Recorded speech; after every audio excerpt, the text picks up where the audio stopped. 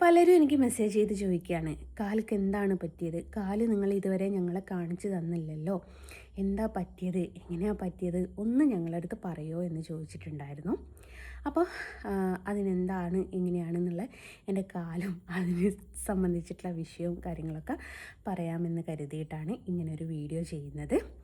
അപ്പോൾ ഇതിലൊക്കെ പോകുന്നതിൻ്റെ മുമ്പായിട്ട് നിങ്ങൾക്ക് ആദ്യം എൻ്റെ കാല് കാണിച്ചു തരാം, എന്താണ് പറ്റിയത് എന്നുള്ളത്.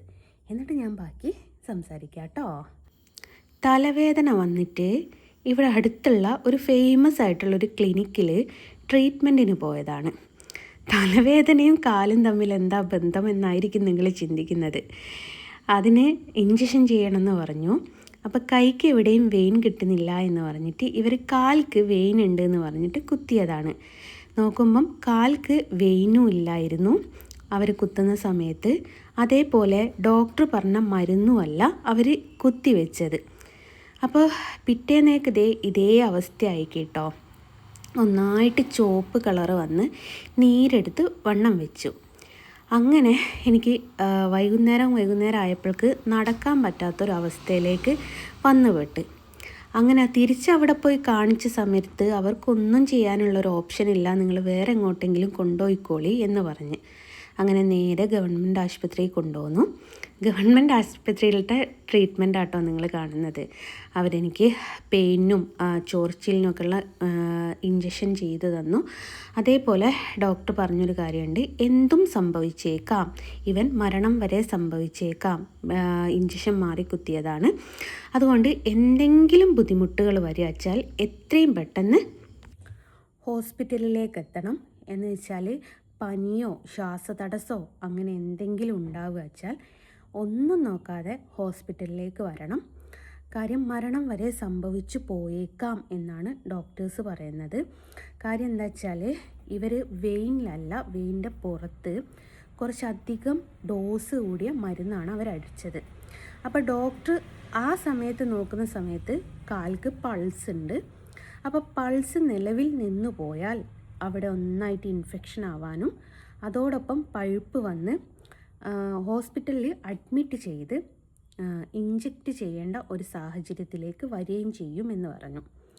അതിൻ്റെ കൂടെ പറഞ്ഞതാണ് മരണം വരെ സംഭവിച്ചേക്കാം, പറയാൻ പറ്റില്ല എന്ന് മെയിനായിട്ട് പറഞ്ഞിട്ടുണ്ട്. അപ്പോൾ ഇങ്ങനെ പറഞ്ഞ സമയത്ത് ഞാൻ കൊയിലാണ്ടി പോലീസ് സ്റ്റേഷനിൽ പോയിട്ട് ഒരു പരാതി എഴുതി കൊടുത്തു.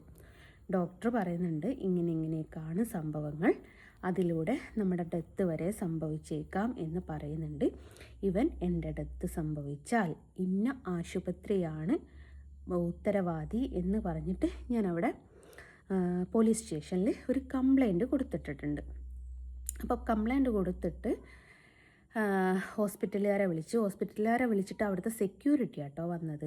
നല്ല ഹോസ്പിറ്റലാണ്, അറ്റ്ലീസ്റ്റ് അവർക്ക് മാനേജറെങ്കിലും പറഞ്ഞേക്കായിരുന്നു. എന്നിട്ടും ആ സെക്യൂരിറ്റി ആയിട്ട് ഞാൻ സംസാരിക്കാൻ തയ്യാറായി. ഞാൻ അവരോട് സംസാരിക്കുകയും ചെയ്തിട്ടുണ്ട്. ഞാൻ പറഞ്ഞു എനിക്ക് നിങ്ങളവിടെ കേസോ കൂട്ടോ ആയിട്ടൊന്നും മുന്നോട്ട് പോകാൻ താല്പര്യമില്ല, എൻ്റെ കാല് വന്നത് ഡോക്ടേഴ്സ് ഇങ്ങനെയൊക്കെ പറയുന്നുണ്ട്, കടിച്ച പാമ്പിനെ കൊണ്ട് തന്നെ വിഷറിക്കുക എന്ന് പറഞ്ഞത് പോണം, നിങ്ങൾ കൊണ്ട് തന്നെ അത് മാറ്റിയെടുക്കാൻ പറ്റുള്ളൂ.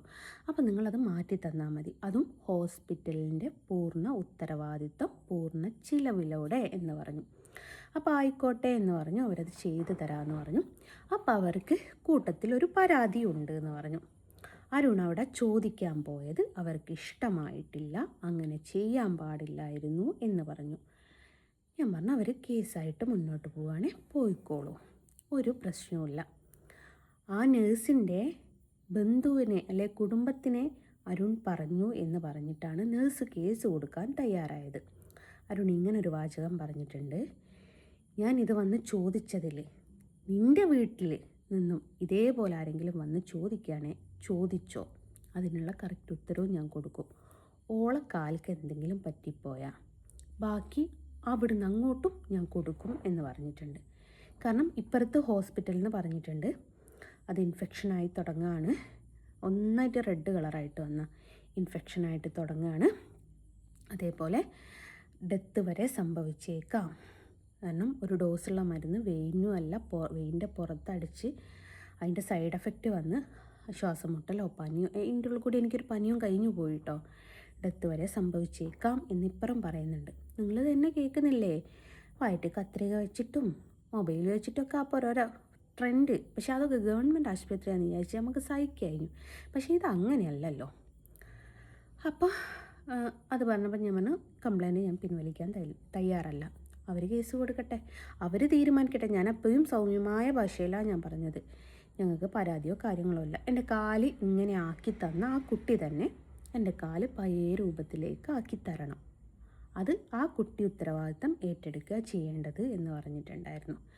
അപ്പോൾ പിന്നെ ആ കുട്ടിക്ക് അത് പോരാ, ആ കുട്ടീനെ ചീത്ത പറഞ്ഞു എന്ന് പറഞ്ഞിട്ടാണ് കുട്ടിക്ക് പരാതി ഉള്ളതെങ്കിൽ ആ കുട്ടി കൊടുത്തോട്ടെ, നോ പ്രോബ്ലം. ഒരു കുട്ടീനെ, ഒരു സ്ത്രീയെ തെറി വിളിച്ചു എന്ന് പറഞ്ഞിട്ടായിരിക്കും ഇപ്പോൾ ഒരു പരാതി കൊടുക്കുക.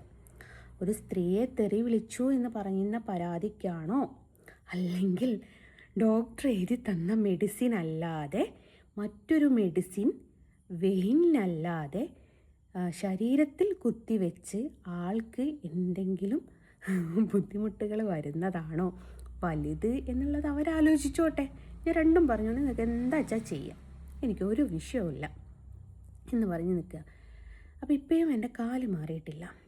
കാല് മാറിയിട്ടില്ല എന്ന് വെച്ചാൽ എൻ്റെ കാലിൻ്റെ ഇപ്പോഴത്തെ അവസ്ഥ ഞാൻ കാണിച്ചു തരാം. എൻ്റെ കാലിൻ്റെ അവസ്ഥ ഇപ്പോൾ ഇതാണ്. ഇവിടെ നന്നായിട്ട് നീരെടുത്ത് വണ്ണം വെക്കുകയും ചെയ്തു. അതേപോലെ ഒരു കറുപ്പ് കളറ് ഇപ്പോൾ ഈ വീഡിയോ എടുക്കുന്ന സമയത്തുള്ള അവസ്ഥയാണ്. കറുപ്പ് കളറായി പോവുകയും ചെയ്ത് ഇതൊക്കെ നീര് വന്ന് ഇതായതാണ്. അപ്പം ഈ കറുപ്പ് കളറായത് രക്തം കട്ട കെട്ടിയതാണോ അല്ലേ? അത് ഞങ്ങളറിയാൻ കാരണം എങ്ങനെയാണെന്ന് വെച്ചാൽ നമ്മുടെ ഗവൺമെൻറ് ഹോസ്പിറ്റലിലായിരുന്നു ഇവർ ട്രീറ്റ്മെൻറ്റ് പറ്റൂല എന്ന് പറഞ്ഞ സമയത്ത് ഗവൺമെൻറ് ഹോസ്പിറ്റലിലായിരുന്നു ഞാൻ പോയി ട്രീറ്റ്മെൻറ്റ് എടുത്തത്. അപ്പോൾ അവിടുന്ന് 1-2 ടെസ്റ്റിന് എഴുതി തന്നിട്ടുണ്ടായിരുന്നു. സ്റ്റേഷനിൽ പോലീസുകാർ പറഞ്ഞു ടെസ്റ്റ് ഈ ഹോസ്പിറ്റലിനോട് തന്നെ ചെയ്യാൻ വേണ്ടിയിട്ട് ഏൽപ്പിച്ചു വെച്ചു. അപ്പോൾ ഞങ്ങൾക്കൊക്കെ ഡൗട്ടുണ്ടായിരുന്നു ഹോസ്പിറ്റലിൻ്റെ സൈഡിനനുസരിച്ച്. എന്ന് വെച്ചാൽ ഹോസ്പിറ്റലുകാർക്ക് ഒരു ബുദ്ധിമുട്ടില്ലാത്ത രീതിയിലായിരിക്കും അവർ റിപ്പോർട്ട് എഴുതുക എന്നുള്ളത്. ഞാൻ മാത്രമല്ല കൊടുക്കുക എന്ന് കേട്ടപ്പോൾ എല്ലാവരും പറഞ്ഞു അവിടെ കൊടുക്കരുത്, അവരവരുടെ ഹോസ്പിറ്റലിനെ സംരക്ഷിക്കാൻ വേണ്ടിയിട്ട് മാത്രമേ ശ്രമിക്കുള്ളൂ എന്ന്. അപ്പോൾ അതിൽ ടെസ്റ്റ് ചെയ്തതിൽ അവർക്ക് ആകെ കണ്ടത് എന്ന് വെച്ചാൽ കാലിൽ രക്തം കട്ട കെട്ടിക്കിടക്കുന്നതായിട്ട് മാത്രമേ അവർ കാണുന്നുള്ളൂ. അപ്പോൾ ഇനിയിപ്പം നാളെയോ മറ്റന്നാളോ പോയിട്ട് വേറൊരു സ്ഥലത്ത് നിന്നിട്ട് ഇതേപോലെ ടെസ്റ്റ് ചെയ്തിട്ട് എന്താ അതിൻ്റെ പ്രശ്നം എന്ന് എന്താണെന്ന് നോക്കിയിട്ട് കേസുമായിട്ട് തന്നെ നമ്മൾ മുന്നോട്ട് പോകാനാണ് തീരുമാനിച്ചിരിക്കുന്നത്. കാരണം ഒരാളുടെ കാലാണ് 4 ദിവസത്തിൻ്റെ പുറത്തായി ഞാൻ 8, 10, 12 എന്നെണ്ണിക്കേണ്ട നടക്കുന്നത്. അപ്പോൾ അത് നമുക്ക് ആ ഒരു നിയമപരമായിട്ട് തന്നെ നീങ്ങുന്നതായിരിക്കും എന്തുകൊണ്ടും നല്ലത്. ഇവൻ ഇത്രയും ദിവസമായിട്ട് അവരുടെ ഭാഗത്തു നിന്ന് നമ്മളെ ഒരു കോണ്ടാക്ട് ചെയ്ത് നോക്കിയോ, നിങ്ങൾക്ക് എങ്ങനെയുണ്ട്, കാല് ബെറ്ററാണോ ഒന്നും അവർ ചോദിച്ചിട്ടില്ല. പക്ഷേ ഹോസ്പിറ്റലിൽ ആ കുട്ടി സമ്മതിച്ചത് എങ്ങനെയാണ് അറിയാതെ പറ്റിപ്പോയതാണ്. കുട്ടി അങ്ങനെ അല്ലായിരുന്നു വിചാരിച്ചത്. അപ്പോൾ തെറ്റ് പറ്റിപ്പോയി സാറേ എന്നവൾ പറഞ്ഞപ്പോൾ ഞാൻ പറഞ്ഞു വിട്ടേക്ക് സാറേ, കുട്ടിക്ക് കുട്ടി ഏറ്റു പറഞ്ഞല്ലോ, പിന്നെ നമ്മളൊരു പ്രശ്നമാക്കണ്ട, ഈ കാലും അവർ മാറ്റിത്തരാമെന്ന് പറഞ്ഞു. പിന്നെ അങ്ങോട്ടും ഇങ്ങോട്ടും ശത്രുത ഉണ്ടാക്കി കൂട്ടുന്നതിന് ഒരാവശ്യമില്ലല്ലോ എന്ന് തന്നെ ഞാൻ പറയുകയും ചെയ്തു. അപ്പോൾ ഓക്കെ എന്ന് പറഞ്ഞിട്ട് 2 പേരും നല്ല രീതിയിൽ പിരിയാൻ പുറപ്പെട്ടപ്പോഴാണ് കുട്ടിക്ക് അങ്ങനൊരു അതിബുദ്ധി തോന്നിയത് കൊണ്ടാണ് ഞാൻ ആ കേസ് പിൻവലിക്കാതെ പോകുന്നത്. അതെന്തുകൊണ്ട് എനിക്ക് ഭാഗ്യമായി വന്നിട്ടുണ്ട്. അപ്പോൾ എന്തെങ്കിലും എനിക്ക് ബുദ്ധിമുട്ടുകൾ വന്ന് ഞാൻ മരണപ്പെട്ടു പോയാൽ നിങ്ങൾ പറയണമല്ലോ എന്താണ് ഹോസ്പിറ്റൽ എങ്ങനെയാണെന്നുള്ളത്. ഹോസ്പിറ്റലിന് ഫസ്റ്റ് തൊട്ട് ലാസ്റ്റ് വരെ ട്രീറ്റ്മെൻറ്റ് ചെയ്തതിൻ്റെതൊക്കെ ഞാനിവിടെ എടുത്ത് വെച്ചിട്ടുണ്ട്. അങ്ങനെ എന്തെങ്കിലും എനിക്ക് സംഭവിക്കുക വെച്ചാൽ ആ ട്രീറ്റ്മെൻറ്റിൻ്റെ ഡീറ്റെയിലൊക്കെ നിങ്ങൾക്ക് കിട്ടും. നിങ്ങൾക്ക് അറിയാമല്ലോ ഇപ്പോഴത്തെ ആരോഗ്യ മേഖലയിൽ പല ബുദ്ധിമുട്ടുകളും ഉണ്ടാകുന്നുണ്ട്. ഞാൻ സ്ഥിരം പോകുന്ന ഹോസ്പിറ്റലായതുകൊണ്ട് അവർക്കൊരു ബുദ്ധിമുട്ടില്ലാതെ അത് മുന്നോട്ട് കൊണ്ടുപോകണം എന്ന് മാത്രമേ ഞാൻ ചിന്തിച്ചിട്ടുള്ളായിരുന്നു. പക്ഷെ അവരങ്ങനെയൊന്നല്ല ചിന്തിച്ച്. അതും എന്നോട് അവിടുന്ന് സ്റ്റേഷൻ SI പറഞ്ഞൊരു ഡയലോഗുണ്ട്, കുട്ടി നിനക്ക് ഏത് ഹോസ്പിറ്റലിൽ പോയിട്ട് കാണിക്കണമെങ്കിലും കാണിക്കാം, അതിനുള്ള എല്ലാ ചിലവുകളും ഇവർ വഹിച്ചോളും എന്ന് പറഞ്ഞു. ഞാൻ പറഞ്ഞു എനിക്ക് എവിടെയും പോകണ്ട, അവരും ഒരു ഹോസ്പിറ്റലിൽ നടത്തുന്നതാണല്ലോ, അവരുടെ കീഴിൽ തന്നെ മതി, എനിക്കൊരു 5 പൈസയും എൻ്റെ കയ്യിലും തരണ്ട എനിക്ക് വന്ന ബുദ്ധിമുട്ട് അവരായിട്ട് തന്നെ മാറ്റി തന്നാൽ മതി എന്ന് മാത്രമേ ഞാൻ പറഞ്ഞിട്ടുള്ളൂ. പക്ഷെ അത് മാറ്റിത്തരാനും അവർ തയ്യാറായില്ല. അവർ അന്നത്തെ ആ ഒരു കാര്യം ചെയ്തു എന്നല്ലാതെ പിന്നീടൊരു ഫോളോ അപ്പോ അവർ നടത്തിയിട്ടില്ല. അപ്പോൾ ഇതാണ് കൊയിലാണ്ടി ഹോസ്പിറ്റലിൻ്റെ അവസ്ഥ. അപ്പോൾ ഞാൻ പറഞ്ഞല്ലോ, ആരോഗ്യമന്ത്രിക്ക് പരാതി കൊടുക്കുന്നുണ്ട്. അതേപോലെ ഇലക്ഷൻ്റെ ഈ തിരക്കൊന്ന് കഴിഞ്ഞോട്ടെ, ഇനി ആരാണ് ആരോഗ്യമന്ത്രി മാറുമെന്നുള്ളത് നമുക്കറിയില്ലല്ലോ. അപ്പം ഇതൊക്കെ ഒന്ന് കഴിയട്ടെ, എന്നിട്ട് പരാതി കൊടുക്കാം എല്ലാ കാര്യങ്ങളും. കാരണം ഞാൻ ഇതിന് ബെനിഫിറ്റ്, നമുക്ക് ഒരു പരാതി കൊടുക്കുമ്പം നമ്മുടെ കയ്യിൽ സ്ട്രോങ് എവിഡൻസ് വേണമെന്നുണ്ടെങ്കിൽ നമ്മൾ ഗവൺമെൻറ് ഹോസ്പിറ്റലിൽ കാണിച്ച ഷീട്ട്, ഗവൺമെൻറ് ഹോസ്പിറ്റലിൽ നിന്ന് ട്രീറ്റ്മെൻറ്റ് എടുത്തതാണ് ഏറ്റവും കൂടുതലായിട്ട് ഈ ആരോഗ്യ വകുപ്പായാലും കോടതിയായാലും ഒക്കെ എടുക്കുക. അപ്പോൾ ഞാൻ ഈ പറഞ്ഞതുപോലെ കൊയിലാണ്ടി ഗവൺമെൻറ് ഹോസ്പിറ്റലിൽ കാണിച്ചിട്ട് ആ ഡോക്ടർ വ്യക്തമായിട്ട് പ്രിസ്ക്രിപ്ഷൻ എഴുതിയിട്ടുണ്ട്. ഇന്ന മരുന്നടിച്ചതിന് അതിൻ്റെ വെയിൻ പുറത്തു പോയതിൻ്റെയും ഡോസ് കൂടിയതിൻ്റെയും സൈഡ് എഫക്റ്റാണ് ഈ കാലിൽ ഇങ്ങനെ സംഭവിച്ചത് എന്നുള്ളത് വ്യക്തമായിട്ട് ഡോക്ടർ എഴുതിയിട്ടുണ്ട്. അത് മതി എനിക്ക്. അപ്പം ഞാൻ പറയുകയും ചെയ്തിട്ട് ഹോസ്പിറ്റലിനായിരുന്നു ട്രീറ്റ്മെൻറ്റ് എടുത്തതെന്നും പറഞ്ഞിട്ടുണ്ട്. ആ ഒരു കാര്യം മതി. അപ്പോൾ ഇതൊക്കെ കൊണ്ടാണ് ഞാൻ ഹോസ്പിറ്റലിൻ്റെ പേര് പറയാതിരിക്കുന്നത്. അപ്പോൾ നമ്മുടെ തെളിവുകളും കാര്യങ്ങളൊന്നും അവർ നശിപ്പിക്കണ്ട എന്ന് വിചാരിച്ചിട്ട് അതിനൊന്നും മിണ്ടാതിരുന്നു. പിന്നെ ഇങ്ങനെ നിരന്തരം എന്താ കാലിന് ഒന്ന് പറഞ്ഞൂടെ എന്നൊക്കെ ചോദിച്ച് മെസ്സേജ് അയച്ചത് കൊണ്ട് മാത്രമാണ് ഞാൻ ഇങ്ങനെ ഒരു വീഡിയോ ഇട്ടത്. അപ്പം അവരുടെ ഭാഗത്തുനിന്ന് കേസായിട്ട് പോവുകയാണെന്ന് പറഞ്ഞു. എന്നെ ഇഞ്ചക്ഷൻ മാറി കുത്തിയതിന് അവർ പോയി കേസ് കൊടുക്കുക. കാലം പോയൊരു പോക്കേ അല്ലേ. ഏതായാലും നമുക്ക് കണ്ടറിയാം. എൻ്റെ കാലിൻ്റെ അവസ്ഥ നിങ്ങൾ കണ്ടല്ലോ. അത് ചോദിക്കാൻ ചെന്ന ആളിപ്പം കുറ്റക്കാരനായി, അത്രയേ ഉള്ളൂ. അപ്പോൾ നമുക്ക് ബാക്കിയൊക്കെ വിശേഷങ്ങളൊക്കെ വയ്യെ ഒക്കെ അറിയാം കേട്ടോ. അപ്പോൾ കാലിന് എന്താ പറ്റിയെന്നുള്ളത് നിങ്ങൾ വ്യക്തമായിട്ട് കണ്ടല്ലോ.